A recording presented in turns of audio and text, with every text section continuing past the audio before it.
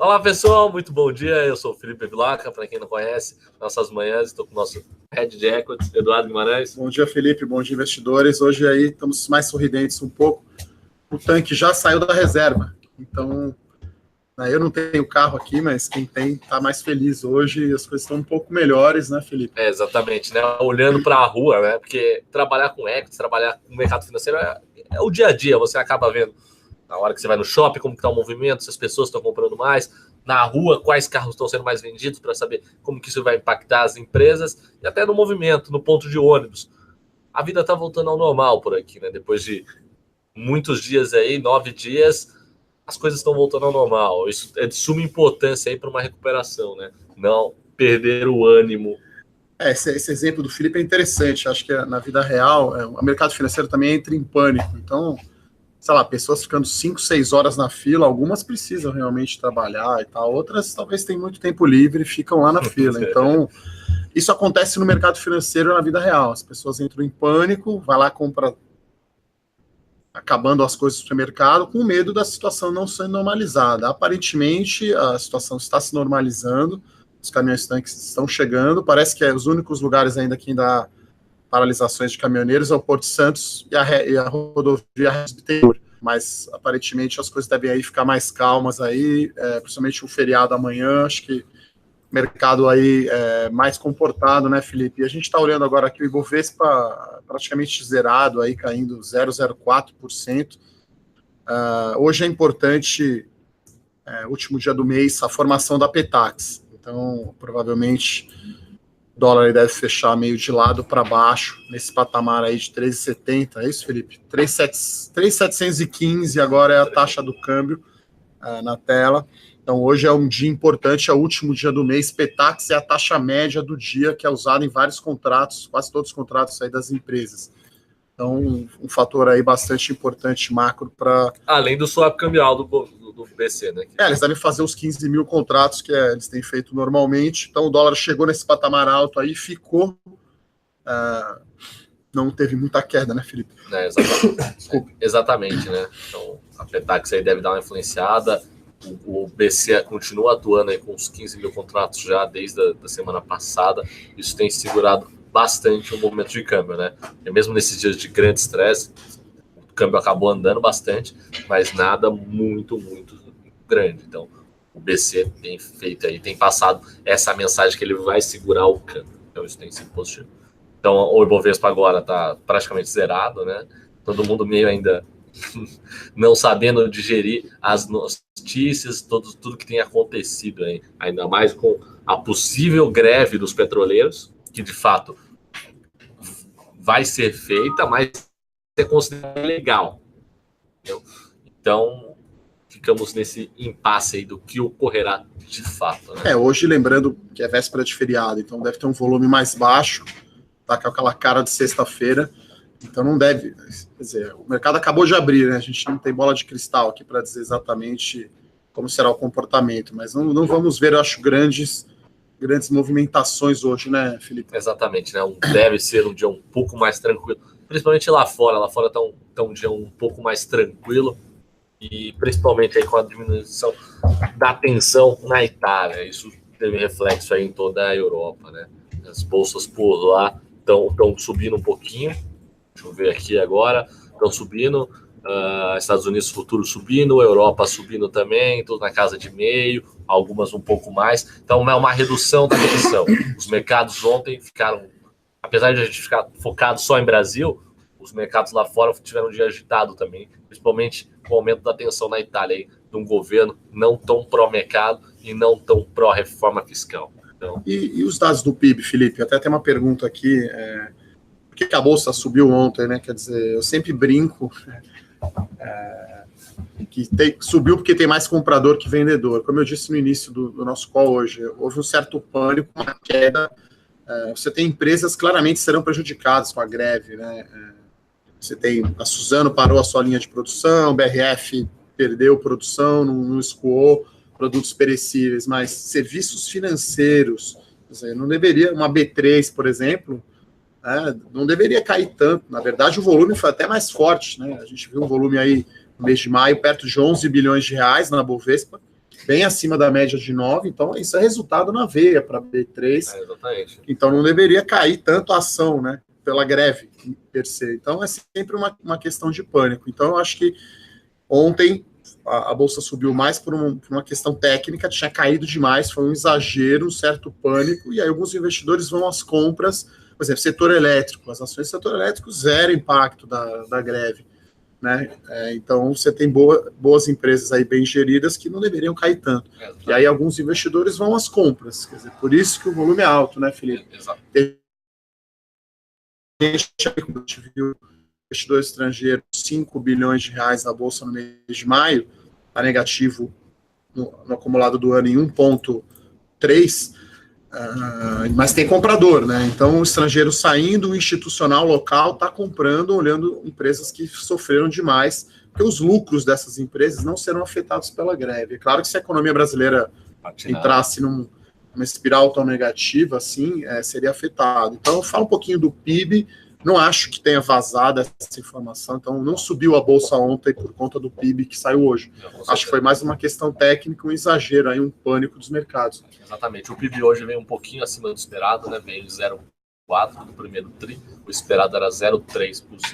Isso mostra aí uma retomada da economia, mostrando aí que, de fato, as ações realizadas têm surgido efeito. Então, eu queria deixar um pouco triste essa questão da greve, né? Que impactou o nosso PIB aí do segundo trimestre, mas vamos ver de fato quais são os impactos disso.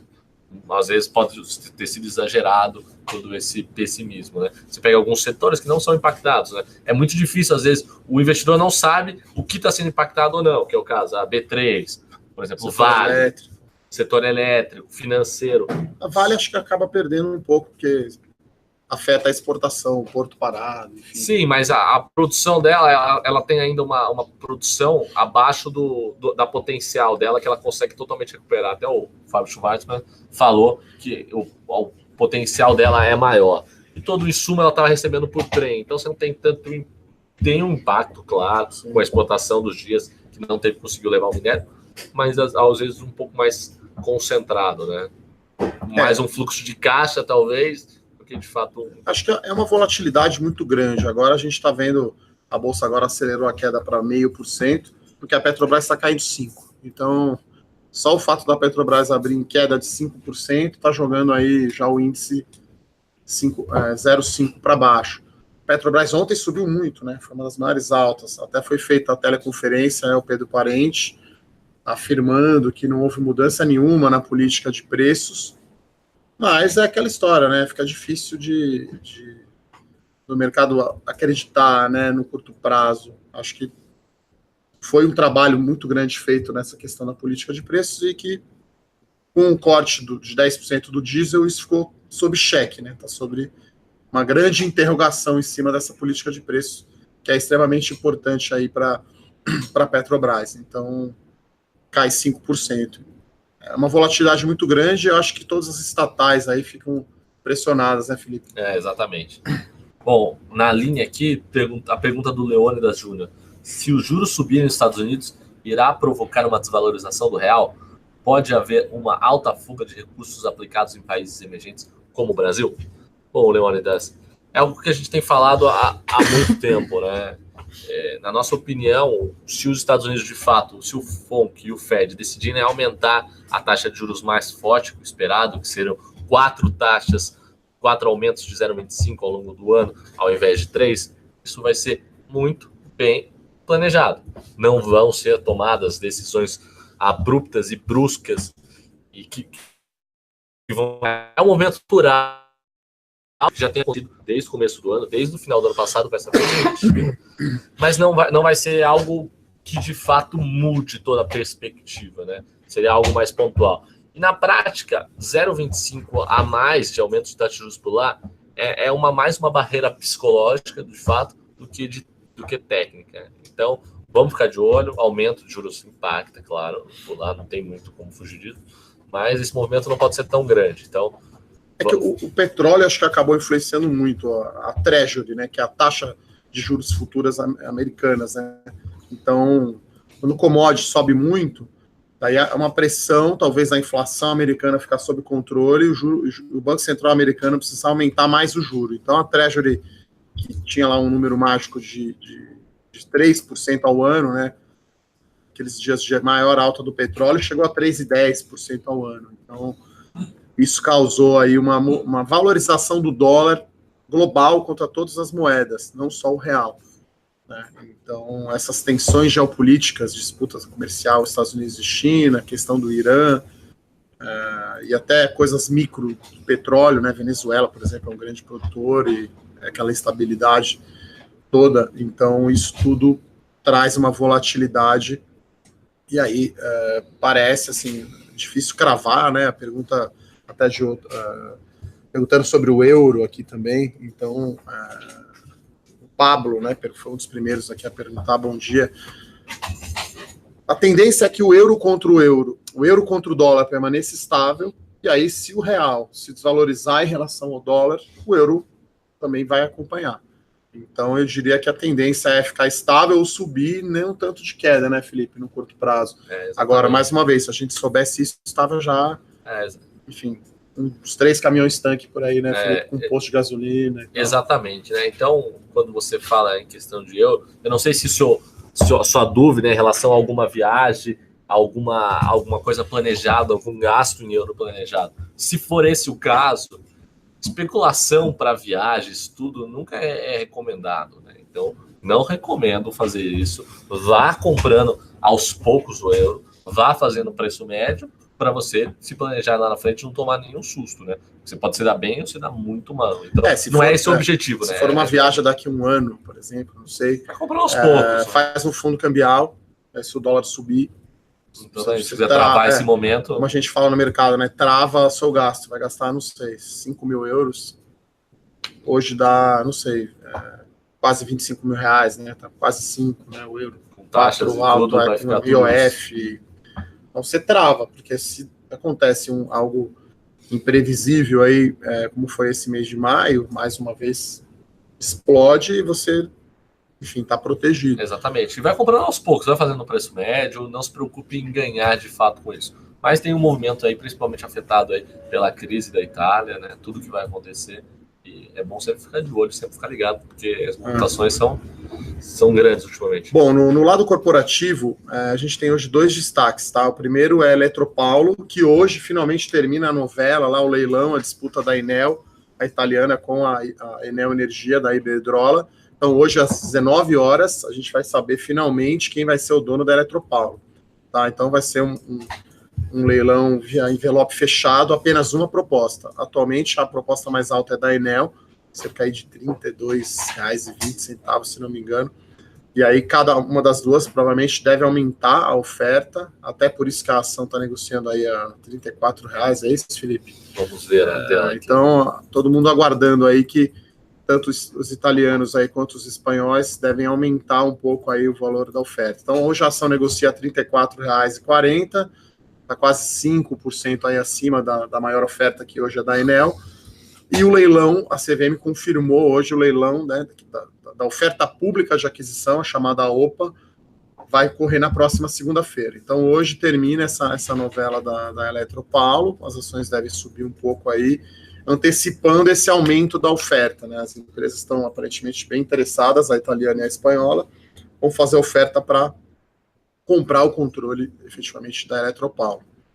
E Vale também tem uma notícia hoje, certo? Exatamente, a gente até deu uma estudada ali, o lado no setor aí da Vale, e, na verdade, o que tem se notado é que o preço do minério de ferro, né, a tonelada do minério de ferro, está chegando no nível praticamente de piso, né, que é $60. Então, $60, principalmente quando se fala em China, no mercado chinês, as empresas abaixo disso, que produzem minério de ferro, acabam saindo do mercado, né? Elas acabam exportando o minério para outras praças que não sejam a Ásia. Você está falando do custo de produção, né? Custo de produção em relação ao preço do mercado. Então, o preço hoje está perto de $62 e o custo de produção do minério de ferro, do produto já entregue na China, é perto de $60. Então, esses números estão muito perto. Então, se por acaso vir a cair mais o minério de ferro, deve ter uma saída de produtores destinados à Ásia. Isso faz com que o minério deve subir de preço por lá. Então, a Vale, e com isso, tudo que tem acontecendo, todo o cenário, todas as mudanças ambientais e toda a evolução da indústria de siderurgia, né, que usa como base o ferro, demandam um produto de maior qualidade, um produto com maior teor de pureza. E a Vale, falando de Brasil agora, é a principal empresa do mundo que tem a capacidade de produzir o minério com o teor de pureza necessário.